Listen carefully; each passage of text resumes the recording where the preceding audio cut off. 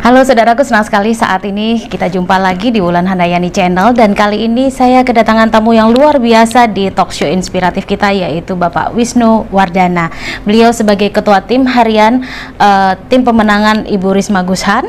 Nah, seperti apa yang akan beliau sharingkan untuk kita, sesuatu yang penting yang siap dibocorkan? Kita ikuti yang satu ini. Jangan lupa like dan subscribe serta komen.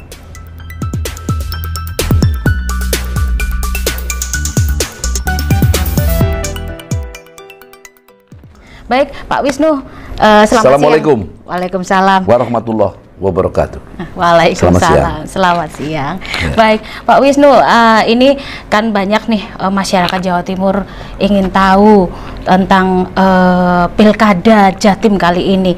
Lah, hari-hari ini banyak sekali puling-puling yang beredar. Ada yang mengatakan ini sekian persen, ini sekian persen. Bagaimana menurut Pak Wisnu sendiri sebagai ketua tim harian? Ya, sebagai ketua tim harian di tim pemenangan Risma Gushan, saya sudah sampaikan kepada seluruh jajaran daripada pengurus atau keanggotaan daripada tim pemenangan ini agar kita dalam satu kesepahaman, garis lurus, sehingga segala sesuatu itu akan menuju pada satu sasaran yang tepat, yaitu untuk kemenangan Risma dan Gushan.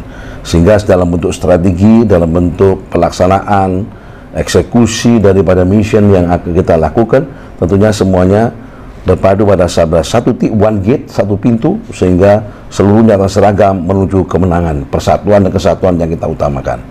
Nah, dalam hari ini kita sering ada polling ya, yang beredar di dari lembaga survei. Nah, ini saya sudah sampaikan mereka semuanya di jajaran ini, jangan hiraukan daripada hasil daripada survei dari lembaga survei atau polling dari lembaga survei. Kenapa demikian? Karena sebagian besar hasil polling itu adalah by design, ya. By design. By design.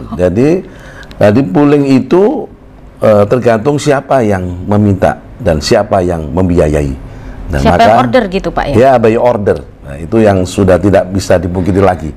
Jadi oleh karena itu, kalau kita terpacu dengan salah, maka itu akan melemahkan daripada perjuangan kita. Di perjuangan kita untuk berjuang untuk memenangkan calon kita atau calon kita, Ibu Risma dan Gushan ini, maka seluruh jajaran dibikin di downgrade, ya, istilahnya dilemahkan dengan hasil-hasil polling. Itu strategi yang sudah kuno menurut saya, ya.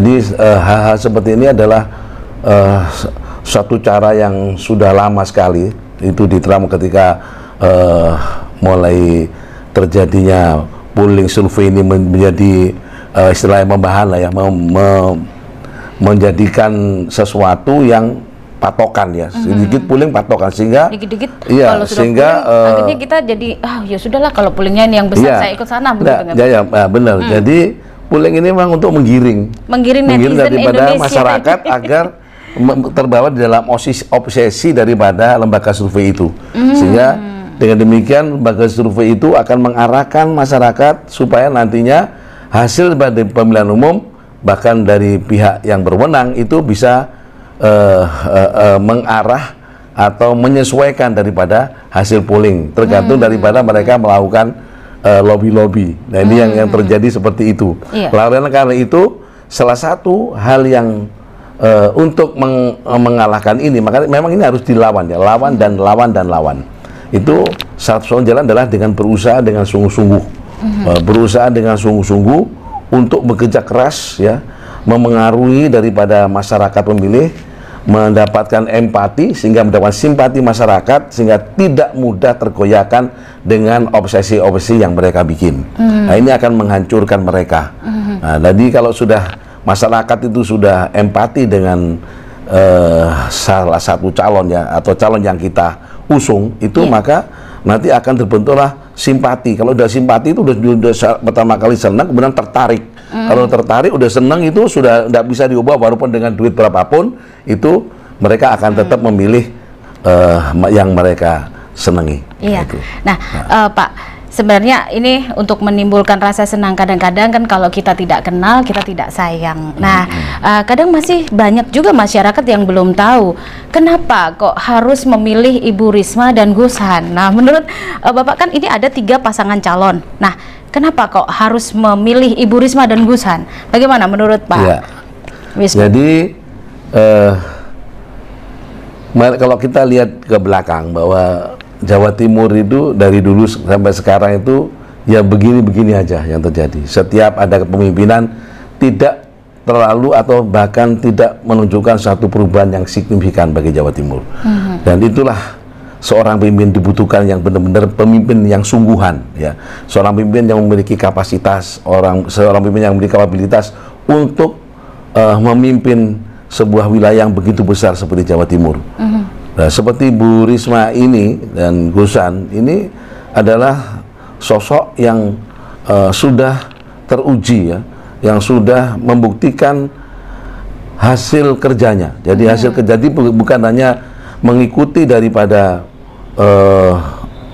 atau mengikuti daripada apa yang sudah dilakukan oleh pendahulunya, atau istilah pemimpin pendahulunya, sehingga mereka berjalan begitu aja. Kalau sudah jalan ya sudah, itu pokoknya ada gubernur ya jalan seperti itu. Tapi kalau ini seperti Bu Risma itu ketika memimpin Surabaya, begitu ada perubahan yang begitu besar di Surabaya. Betul sekali. Ya toh, pembangunannya begitu mencolok sekali. Bahkan Bu Risma itu oleh PBB dijuluki sebagai dinobatkan ya sebagai wali kota yang terbaik di dunia. Nah, seluruh infrastruktur menjadi lebih baik dan pembangunannya begitu cepat dan hasilnya sudah kelihatan dirasakan oleh masyarakat. Ya. Kemudian pendidikan, kemudian kesehatan, seluruhnya dikerjakan oleh Bu Risma dengan benar-benar kerja dan dia turun. Jadi bukan hanya duduk di belakang kursi kemudian mengikuti kepala-kepala dinas yang di bawahnya, tapi Bu Risma benar-benar melihat apa yang dikerjakan dan memberikan inovasi, motivasi dan kreativitasnya diterapkan di dalam sistem kerja yang dilakukan oleh Bu Risma di dalam memimpin Kota Medan Surabaya pada saat itu.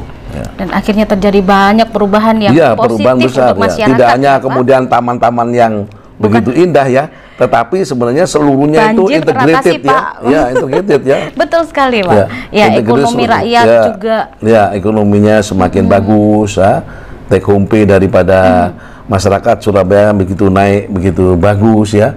Nah, oleh karena itu, dan ini saatnya kalau masyarakat Jawa Timur itu mumpung ada kesempatan, ada seorang pemimpin yang hebat, mari kita bersama-sama untuk memiliki satu tujuan yang sama untuk Jawa Timur ini bagaimana. Maka harus dipimpin oleh seorang yang benar-benar memiliki kemampuan yang benar-benar mampu memimpin Jawa Timur. Jadi artinya mampu itu adalah bisa mengatasi segalanya. Permasalahan segalanya akan bisa teratasi, kemiskinan, kemudian pengangguran kan equal dengan kemiskinan, kemudian kesehatan, pendidikan, dan infrastruktur, semuanya ini insya Allah semua akan teratasi dengan Bu Risma akan menjadi gubernur.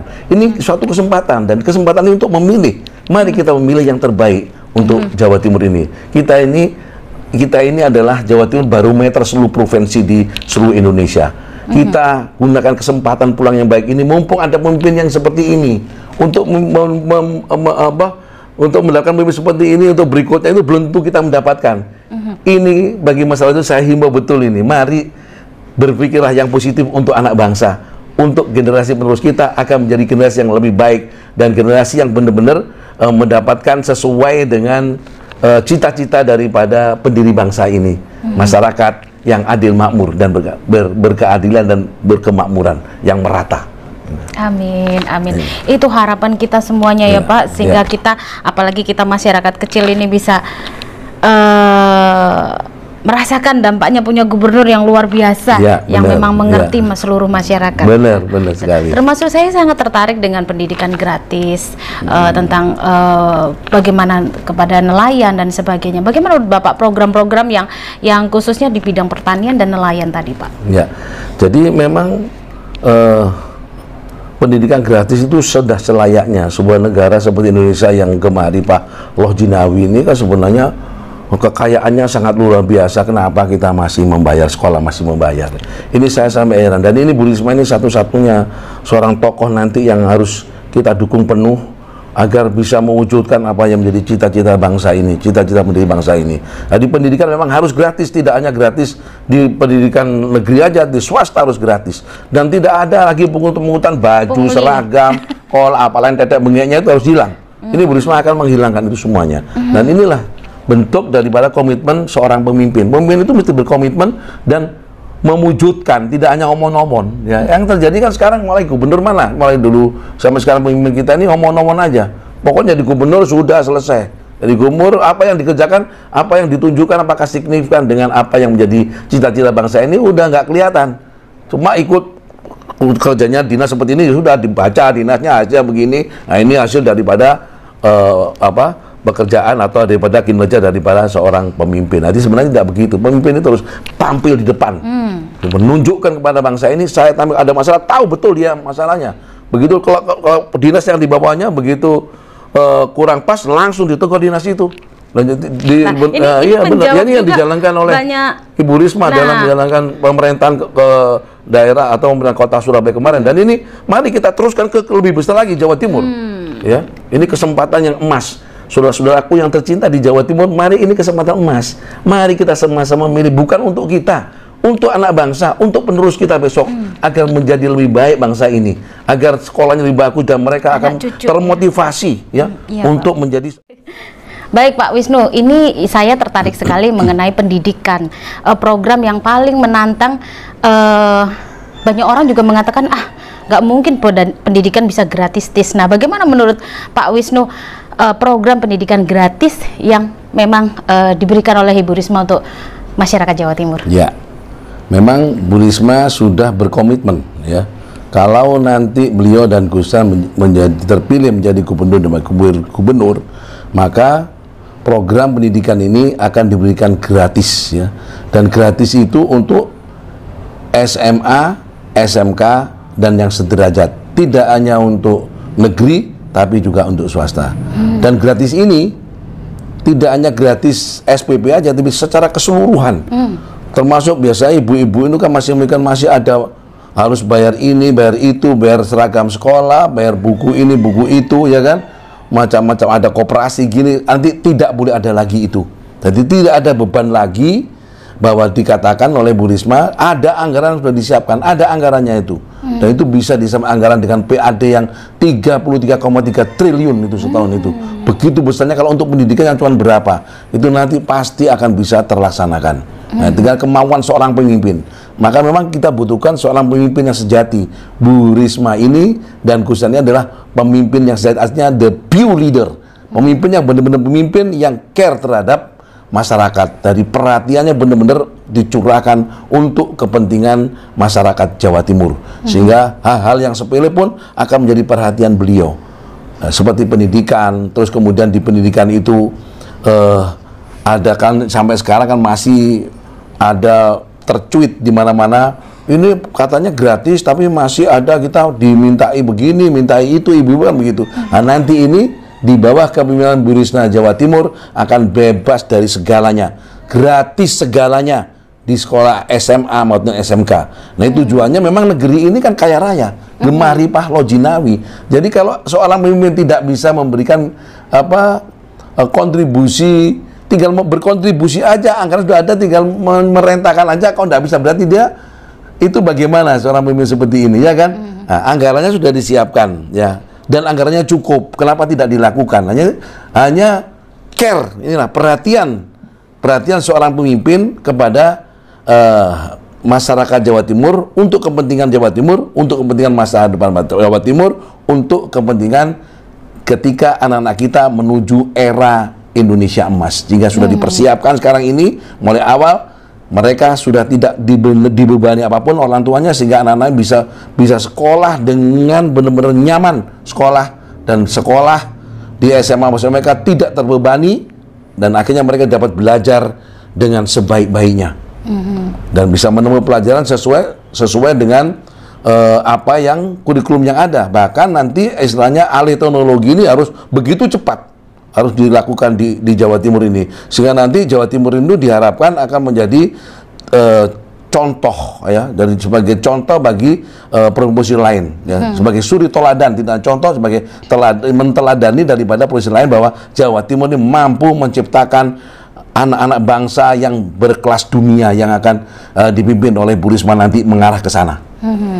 Ini luar biasa. Ya. Ternyata memang kalau dihitung-hitung andaikan bisa realistis ini Pak ya, bisa terjadi. Sangat realistis karena walaupun kadang banyak orang mengatakan mosok sih isok gratis, dari mana biayanya? Nah, ternyata dari PAD itu bisa nggak ya? PAD-nya sangat besar. Jadi saya heran ketika pemimpin kemarin itu tidak melakukan ini. Kenapa? Ya karena memang tidak mampu lah menurut saya itu. Ya, karena bukan pemimpin yang tidak berkapasitas. Kalau dia belum sampai kalau pemimpin berkapasitas selalu bisa mengarahkan berapa anggaran yang ada di Jawa Timur, kemudian di spreading kemana, itu porsi-porsinya benar-benar dia mampu membagi. Tapi kalau yang sudah tidak mampu, cuma ngikuti, dipengaruhi oleh kanan kiri, atas bawah, sehingga nggak karu-karuan namanya anggaran ini larinya kemana. Anda tahu sendiri bagaimana larinya anggaran ini kalau sudah pemimpinnya tidak mampu. Akhirnya apa? Terjadi omon-omon dan kemudian terjadi hal yang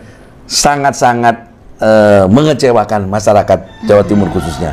Ya, ini tadi tentang pendidikan luar biasa, Ibu Risma, untuk anak-anak cucu kita, begitu ya Pak ya. Nah, bagaimana tentang bidang ekonomi secara keseluruhan ini Pak, khususnya ekonomi kerakyatan? Ya, jadi ekonomi kerakyatan ini sebenarnya untuk mengangkat daripada masyarakat level menengah ke bawah utamanya ya, karena namanya kerakyatan itu untuk membangkitkan ekonomi mereka, sehingga nanti kita tujuannya adalah untuk mengatasi yang namanya kemiskinan.